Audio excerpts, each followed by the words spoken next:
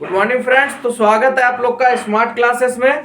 आज हम लोग क्लास 10th का विज्ञान देखेंगे, साइंस। ठीक है, चैप्टर 4 कार्बन एवं उसके यौगिक। ठीक है, चैप्टर का नाम क्या है बाबू? कार्बन एवं उसके यौगिक। ठीक है, अब देखिए कार्बन से हम लोग चलते हैं शुरुआत से। कार्बन क्या है बाबू? एक अधातु है। ठीक है, और देखिए कार्बन हमारे जीवन में इतना महत्वपूर्ण है कि सोच नहीं सकते आप। दुनिया में जितना भी चीज है, अधिकतर चीज कार्बन से ही बना हुआ है। ठीक है, तो ये ध्यान रखिए कार्बन, और इसका एक अलग से चैप्टर भी हमारे 12th में तैयार हो गया है, अकार्बनिक और कार्बनिक। ठीक है, ऑर्गेनिक और इनऑर्गेनिक केमिस्ट्री। ठीक है, तो देखिए चलते हैं, वो 12th की बात है। अभी चलते हैं हम लोग क्लास 10 पर। तो कार्बन क्या बाबू? एक अधातु है और इसका संकेत क्या है? सी है। ठीक है, और इसकी परमाणु संख्या कितनी होती है बाबू? 6। कोई दिक्कत नहीं यहाँ तक। परमाणु द्रव्यमान कितना होता है? 12। अब देखिए कार्बन जो है हमारी पृथ्वी पर कितनी मात्रा में उपस्थित है, इसको जानिए। तो 0.02% पृथ्वी पर कार्बन की उपस्थिति कितनी है बाबू? 0.02%। हवा में बात करें तो 0.03%। अब लास्ट है हमारा, इसकी संयोजकता कितनी होती है बाबू? 4। ये जरूर याद रखिएगा, हर बार एग्जाम में पूछ देता है आप लोग से कि कार्बन की संयोजकता कितनी होती है? 4। और ये कैसा आबंध बनाता है बाबू? सहसंयोजक आबंध बनाता है। कैसा आबंध बनाता है कार्बन? सहसंयोजक आबंध बनाता है। चलिए इसके बाद चलते हैं अगले टॉपिक पर। तो अगला टॉपिक है सहसंयोजी आबंध। ठीक है, तो सहसंयोजी आबंध किसे कहते हैं, उसको ध्यान समझिएगा। कहते हैं दो परमाणुओं के बीच इलेक्ट्रॉन के एक युग्म की साझेदारी, यानी पार्टनरशिप होता है इलेक्ट्रॉन के साथ। ठीक है, उसके द्वारा बनने वाला आबंध, उसके द्वारा जो आबंध बनता है उसे क्या कहते हैं बाबू? सहसंयोजी आबंध कहते हैं। समझ में आया आप लोग को? अब देखिए इसका हम कुछ एग्जांपल देख लेते हैं। जैसे देखिए आप लोग हाइड्रोजन, आपको पता है हाइड्रोजन की परमाणु संख्या कितनी? 1। और ये जब भी इलेक्ट्रॉन कक्ष को पूरा करेगा तो कितना इलेक्ट्रॉन लेगा? 2 इलेक्ट्रॉन, क्योंकि आपको पता है पहले कक्ष में कितना इलेक्ट्रॉन चाहिए? 2 इलेक्ट्रॉन। दूसरे कक्ष में 8 इलेक्ट्रॉन, क्योंकि इस फॉर्मूला पे आप निकाल सकते हो ना, आपको पता है 9th में आप लोग पढ़े होंगे 2n² पर। ठीक है, और 4 कक्ष है हमारे पास, K, L, M और N। ये बात आपको पता है। तो पहले कक्ष में इलेक्ट्रॉन की संख्या कितनी चाहिए? 2 चाहिए। तो बताइए इसके पास भाई 1 है, तो ये अपना इलेक्ट्रॉन पूरा कर पाएगा? नहीं कर पाएगा। तो देखिए ये क्या करेगा, ये हाइड्रोजन है अकेला। ठीक है, ये क्या करेगा, वायुमंडल में बहुत सारे हाइड्रोजन उपस्थित होंगे, तो दूसरे हाइड्रोजन से क्या कहेगा, भाई आ जाओ, दोनों मिलकर एक काम करेंगे। क्या काम करेंगे? देखिए इसकी भी परमाणु, इसके पास कितने इलेक्ट्रॉन? 1। इसके पास भी कितने इलेक्ट्रॉन? 1। अब पहले कक्ष को पूरा करने के लिए कितना चाहिए? 2। तो क्या करेगा, ये कहेगा भाई तुम अपना इलेक्ट्रॉन मुझे दे दो, मैं अपना इलेक्ट्रॉन क्या करता हूं? तुम्हें दे देता हूं। ठीक है, तो दोनों में आपस में साझेदारी हो जाती है। देखिए साझेदारी हो गई। अब देखिए इलेक्ट्रॉन की संख्या कितनी हो गई, इसको अगर आप देखिएगा कितनी हो गई इलेक्ट्रॉन की संख्या? 2। और इस हाइड्रोजन की भी इलेक्ट्रॉन की संख्या कितनी हो गई? 2। तो इस तरह से हम इसको क्या लिखते हैं? H2 लिखते हैं। समझ में आया आप लोग को? तो इसका भी काम हो गया इस हाइड्रोजन का, और इस हाइड्रोजन का भी काम हो गया। यानी यही जो बंधन बना, इसी को सहसंयोजी बंधन कहते हैं। समझ में आया आप लोग को? और इसी को एकल बंधन भी कहते हैं, याद रखिएगा। ये क्या कहलाता है बाबू? एकल बंधन। ठीक है, जिसको आप इंग्लिश में याद करना है, इंग्लिश में सिंगल बॉन्ड। ठीक है, एकल बंधन प्रकार भी साथ ही साथ देख लेते हैं। ये हाइड्रोजन एक दूसरे से किस बंधन में बंधा? एकल बंधन में, यानी सिंगल बॉन्ड। समझ में आ गया आप लोग को? अब एक और एग्जांपल हम लोग ले लेते हैं बाबू। जैसे देखिए आपका अगला एग्जांपल है ऑक्सीजन। ऑक्सीजन की परमाणु संख्या कितनी होती है बाबू? 8। तो पहले कक्ष में कितना इलेक्ट्रॉन लेगा? 2 इलेक्ट्रॉन, ये भूलिएगा नहीं। दूसरे कक्ष में कितना इलेक्ट्रॉन बचेगा बाबू? 6, क्योंकि 8 है तो 2 पहले ले लिया, तो 8 में से 2 गया, कितना बचेगा? 6। तो 6 ही बचा उसके पास। तो इसको चाहिए था अष्टक नियम चाहिए, तो कितना चाहिए भाई? 8। तो 8 इलेक्ट्रॉन है, इसके पास नहीं है, तो क्या करेगा? दूसरे ऑक्सीजन से मदद मांगेगा। तो देखिए ये रहा ऑक्सीजन और ये रहा ऑक्सीजन। वायुमंडल में तो बहुत सारे ऑक्सीजन मौजूद है। तो इसका कितना भाई? 1, 2, 3, 4, 5 और 6 हो गया। इसके भी कितने इलेक्ट्रॉन है? 2, 4, 5, 6। तो क्या करेगा? मदद मांगेगा, भाई तुम अपना इलेक्ट्रॉन मुझे दे दो, मैं तुम्हें अपना इलेक्ट्रॉन दे दूंगा। तो ये देखिए ये इससे साझेदारी करेगा और ये इससे साझेदारी करेगा। अब आप इसको अगर देखिएगा तो कितने इलेक्ट्रॉन पूरे इसके पास? देखिए 2, 4, 6, 2, 8। इस ऑक्सीजन का भी काम हो गया, और देखिए इस ऑक्सीजन को भी अगर आप देखिएगा तो इसका भी काम क्या हो गया। समझ में आ रहा है आप लोग को? 2 4 6 और 2 8 है ना। यानी अगर आप देखिएगा इलेक्ट्रॉन कैसे घूम रहा है कि नहीं, इस तरह से ले रहा है ना। तो इस ऑक्सीजन का भी काम हो गया, इस ऑक्सीजन का भी काम हो गया, इसीलिए इसको क्या कहा, O2 लिखा जाता है हमेशा, क्योंकि इसका पूरा नहीं हो पाता है, दूसरे से मदद लेता है, दूसरे ऑक्सीजन से मदद ले रहा है, इसीलिए भाई एक ऑक्सीजन ये रहा, एक ऑक्सीजन ये रहा, तो क्या हो गया, 2 ऑक्सीजन O2, और एक हाइड्रोजन ये रहा, एक हाइड्रोजन ये रहा, तो दोनों हाइड्रोजन मिलकर H2 हो गया। समझ में आया आप लोग को? अब यहाँ पे देखिए बाबू आप लोग, ये कितना बंधन, कितने बंधन से जुड़ा हुआ है, 2 बंधन से जुड़ा हुआ, इसको क्या कहेंगे बाबू, द्वि आबंध। क्या कहेंगे, द्वि आबंध यानी डबल बॉन्ड। क्या कहेंगे, डबल बॉन्ड। ठीक है, इस प्रकार के आबंध को क्या कहेंगे, डबल बॉन्ड। एक आबंध से बना होगा सिंगल बॉन्ड यानी एकल बंधन, 2 से बना तो द्वि आबंध यानी डबल बॉन्ड। समझ में आ गया आप लोग को? एक एग्जांपल और हम लोग देखेंगे।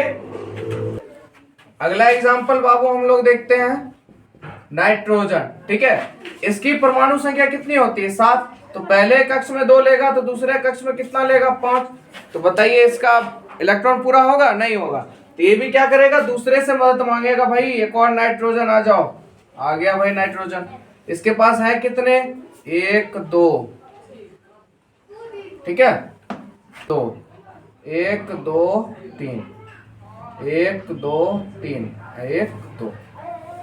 तो देखिए इसके इलेक्ट्रॉन कितने हैं, 5, 3 2 5 3 2 5। तो ये क्या करेगा भाई, उस नाइट्रोजन से यानी कहेगा भाई तुम मुझसे हाथ मिला लो, साझेदारी कर लेते दोनों पार्टनरशिप। तो ये क्या करेगा, ये इससे हाथ मिलाएगा, ये भी हाथ मिलाएगा इससे, ये भी हाथ मिलाएगा। तो ये एक दूसरे से कितने बंधन में जुड़ गए बाबू, 3 बंधन में, और इनका इलेक्ट्रॉन भी पूरा हो गया। देखिए है ना, गिनिए आप, 3 3 6 7 1 8, ठीक है, पुर गया। और इधर से आप लोग गिनिएगा, देखिए इसका भी, इस नाइट्रोजन का भी पुर गया, है ना, 3 3 6 2 8। समझ में आया आप लोग को? तो ये आपस में किस बंधन से बंधे बाबू, तो त्रिआबंध से। किस आबंध से, त्रिआबंध से।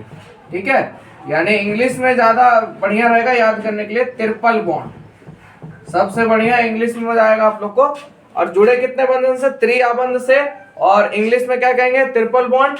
यानी ये क्या हो गया, N2, इसको भी N2 लिखेंगे। अब ये मत सोचिएगा कि सर वहां 2 बंधन से जुड़ा, 1 बंधन से जुड़ा तब भी H2 लिख दिए, 2 बंधन से जुड़ा O2 लिख दिए, 3 बंधन से जुड़ा N2 लिख दिए। तो ऐसा कुछ नहीं है, यहाँ पे इसकी सहायता 2 नाइट्रोजन है मिलके की, इस वजह से यहाँ N2 आ रहा है। ठीक है, तो ये कितने आबंध से मिलके बने, 3 आबंध से, तो क्या हो गया, त्रिआबंध। समझ गए आप लोग? और इसका अपना इलेक्ट्रॉन भी पूरा हो गया।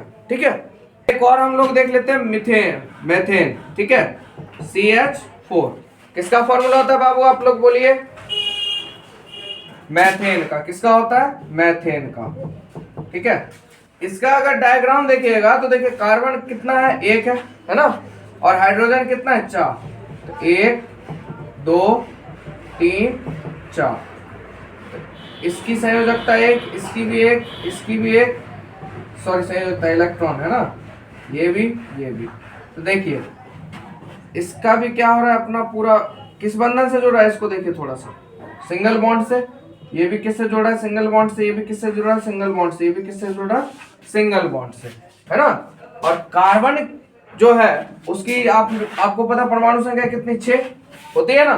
तो देखिए पहले कक्ष में 2 लेगा तो दूसरे कक्ष में कितना बचा, 4 बचा। ध्यान समझिएगा, देखिए 4 है कार्बन के, 1 2 3 4, है ना। और ये सब एक दूसरे से जुड़ गए, है कि नहीं, और सबका आबंध पूरा हो गया।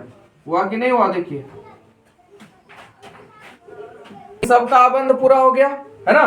तो इस तरह से मेथेन यानी CH4 का हम लोग रचना करते हैं। ठीक है, तो आप लोग को समझ में आ गया। अब इसी में कुछ और जानेंगे हम लोग।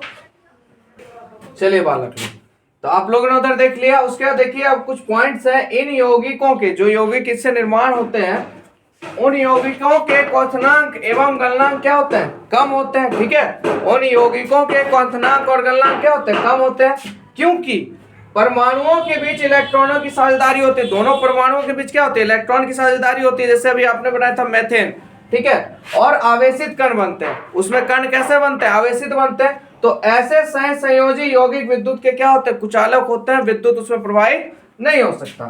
ठीक है, तो यहाँ पे ये पॉइंट खत्म हो गया। अब हम चलते हैं कार्बन के अपरूप। कार्बन के अपरूप 3 होते हैं बाबू, याद रखिए, हीरा, ग्रेफाइट और फ्लोरीन। ठीक है, याद रखिएगा। सबसे ज्यादा एग्जाम में पूछा गया है हीरा के बारे में, एक क्वेश्चन हमेशा आता है हीरा के बारे में, तो इसको आप भूलिएगा नहीं। ठीक है, हीरा क्या बाबू? एक कार्बन का क्या है? अपरूप है। हीरा क्या है? कार्बन का अपरूप, और ये सबसे कठोर अधातु है। ध्यान रखिए, हीरा अधातु है और कैसा है? सबसे कठोर। और क्या इसके परमाणु कितने होते हैं? 1 कार्बन परमाणु होते हैं। ठीक है, तो देखिए यहाँ थोड़ा सा मिस हो गया था, फिर से आप लोग देख लीजिए। यह 1 कार्बन परमाणु, ठीक है, इसके 1 कार्बन परमाणु 4 अन्य कार्बन परमाणु से सहसंयोजी आबंध से क्या होते हैं? बंधे होते हैं। ठीक है, समझ में आया आपको? यानी 1 कार्बन परमाणु 4 अन्य कार्बन परमाणुओं से सहसंयोजी बंधन बनाता है, एक दूसरे से जुड़े रहते हैं। ठीक है, और इसमें विद्युत धारा प्रवाहित नहीं होता। हीरे में विद्युत धारा प्रवाहित नहीं होता। क्यों? क्योंकि इसमें कोई मुक्त इलेक्ट्रॉन नहीं होता है। इसमें कोई भी मुक्त इलेक्ट्रॉन नहीं होता है। इसका बंधन इस प्रकार है कि मतलब सोचिए आपस में जुड़े होते हैं। आपके पास किताब होगा तो डायग्राम उसमें देखिएगा तो आपको दिख जाएगा। ठीक है, अगला अप्रूप देखते हैं बाबू हम लोग ग्रेफाइट का। ठीक है, ये भी किसका अप्रूप है? कार्बन का ही है। ये कार्बन का अप्रूप है और इसके प्रत्येक कार्बन परमाणु अन्य 3 कार्बन परमाणुओं से सहसंयोजी आबंध बनाता है। ठीक है, उसके बाद इसकी संरचना कैसे होती है? वलयाकार। एग्जाम में पूछने वाला सबसे ज्यादा फेवरेट क्वेश्चन। ग्रेफाइट की संरचना कैसी होती है बाबू? वलयाकार। और ये विद्युत का क्या होता है? सुचालक।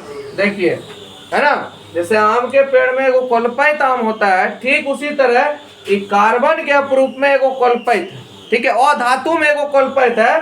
सब विद्युत के कुचालक होते हैं, पर ग्रेफाइट एक ऐसा अधातु है जो विद्युत का क्या होता है? सुचालक होता है। ठीक है, ग्रेफाइट विद्युत का क्या है? सुचालक होता है। समझ गए आप लोग?